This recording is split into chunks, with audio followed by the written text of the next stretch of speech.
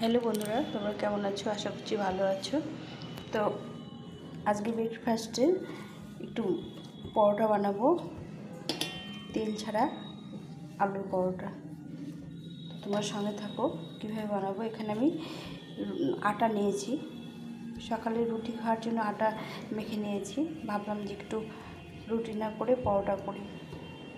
তো এখানে 3টে রুটির মতো আটা লিচি করে নেব, নিয়ে এগুলোকে ভালো করে বেলে নিতে হবে।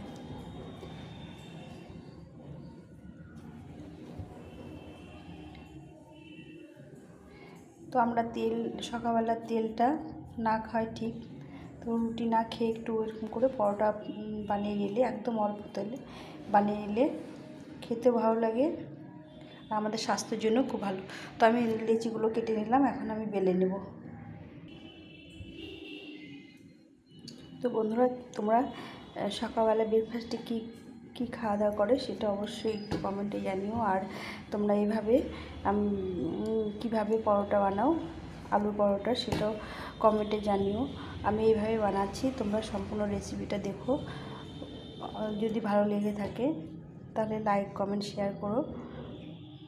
অবশ্যই বন্ধুদের সঙ্গে শেয়ার করো। আর নতুন বন্ধুরা সম্পূর্ণটা ভিডিও দেখার পর একটা সাবস্ক্রাইব করে দিও, তোমাদের কাছে অনুরোধ রইল। তো আমি রুটিগুলো বেলে নিই। এভাবে করে আমি রুটিগুলো বেলে নেব। রোজ রোজ আর সকালবেলা এক ভাব রুটি খেতে ভালো লাগে না। তো আজকে ভাবলাম যে একটু আলু দিয়ে পরোটা বানিয়ে নিই। তো প্রথমে রুটিগুলোকে এইভাবে ভেজে নিতে হবে, বেলে নিতে হবে। এইভাবে সবগুলো রুটি বেলে নিলাম। এখন এখানে আমি 2টো আলু সেদ্ধ করে নিয়েছি। 2টো আলুর মধ্যে 3টে দিব, একটা রেখে দিয়েছি, 1 খণ্ড রেখে দিয়েছি। এটাকে ছুলে নিতে হবে। প্রথমে আমি আলুগুলোকে ভালো করে ম্যাশ করে নেব। একটা চামচ দিয়ে, কাঁটা চামচ দিয়ে ভালো করে ম্যাশ করে নিতে হবে।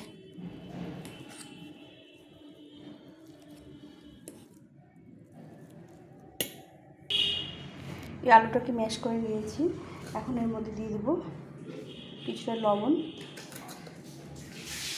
স্বাদ অনুযায়ী লবণ দিতে হবে। লবণ দিলাম, একটু জিরে গুঁড়ো, একটু লঙ্কা গুঁড়ো আর একটু ধনে গুঁড়ো। এটা দিয়ে এটাকে ভালো করে মেখে নিতে হবে। এটা মেখে নিয়েছি। এখন সামান্য একটু হলুদ গুঁড়ো দেবো। হলুদ গুঁড়ো দিলে কালারটা ভালো আসে আর খেতেও ভালো লাগে। হলুদের একটা আলাদা টেস্ট আছে। তো এইভাবে আমি আলুটাকে ম্যাশ করে নেব, নিয়ে পুর বানিয়ে নেব। এখন এই রুটিটার উপরে আলুটার পুরটা দিয়ে ভালো করে লাগিয়ে নেব।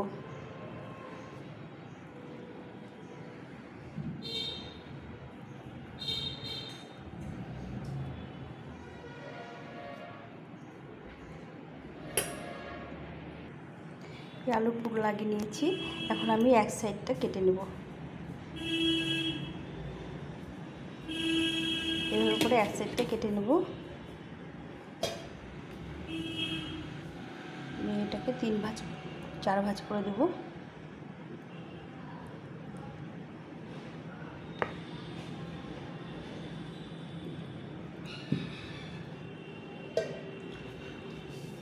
এইভাবে করে সুন্দরভাবে মুড়িয়ে নিতে হবে। সবগুলো এভাবে বানিয়ে নিতে হবে। পুরটা যেন না বেরিয়ে যায়, এভাবে করে এগুলোকে বানিয়ে নিতে হবে। তো আমি এরকম করে সবগুলো বানিয়ে নেব। তো তোমাদের আরেকবার দেখিয়ে দিই, আমি এইভাবে মুড়িয়ে নেব সবগুলোকে।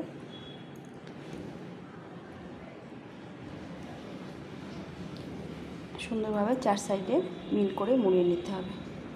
পুরগুলো ভিতরে থেকে যাচ্ছে। আর এইভাবে পরোটার আকারে হয়ে গেল। এখন আমি এগুলোকে আস্তে আস্তে ভেজে নেব। তো এইভাবে করে আমি সবগুলো করে নিলাম। তো আমি এগুলো এখন ভেজে নেব। এখানে আমি চাটু বসিয়ে দিয়েছি, একটু গরম করতে দিয়েছিলাম। এর মধ্যে আমি এগুলো ভেজে নেব। প্রথমে শুকনোভাবে ভেজে নেব, তারপরে হালকা করে তেল দিয়ে দেব।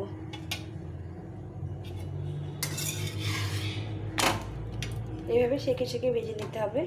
এটা খেতে অসাধারণ লাগে। রুটি না খেয়ে এভাবে বানিয়ে নিয়ে তোমরা খেতেই পারো। এভাবে উল্টে পাল্টে সুন্দরভাবে সেঁকে সেঁকে ভেজে নিতে হবে। একটু অনেকক্ষণ সেঁকে সেঁকে নিতে হবে, যাতে ভেতরে কাঁচা না থাকে, সেভাবে করে ছেঁকে নিতে হবে। কি সুন্দর ফুলে উঠছে দেখো।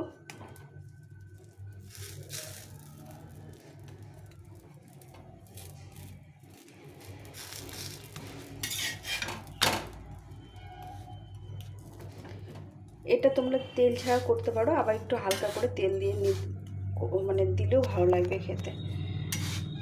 একদম এর মধ্যে তো কোনো তেলই পড়েনি। আলুটাকে মেখে নিলাম, তার মধ্যে তেল নেই, আর আটাটা মেখে নিয়েছি, তো একটু তেল দেওয়া যেতে পারে। একদম লো ফ্লেমে ভাজতে হবে যেন ভেতরটা কাঁচা না থাকে। এখন আমি একটু সাইড দিয়ে একটু হালকা করে তেল দিয়ে দেবো। এটা ফরচুনের সয়াবিন অয়েল একটু করে দিয়ে দেবো,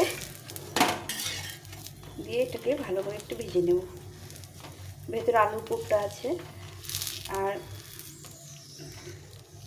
যার জন্য একটুখানি তেল দিয়ে দিলাম। দেখো কত সুন্দর ফুলে উঠছে, একদম মোটা হয়ে ফুলে গেছে। তো তোমরা এইভাবে ব্রেকফাস্টে রুটি না খেয়ে এই অল্প তেলে আলুতে এরকম পরোটা বানিয়ে খেতে পারো। ভীষণ টেস্টি হয়।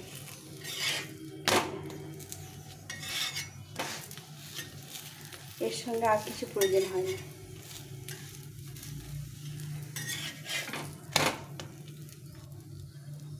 তো এইভাবে করে আমি সবগুলো ভেজে নেব।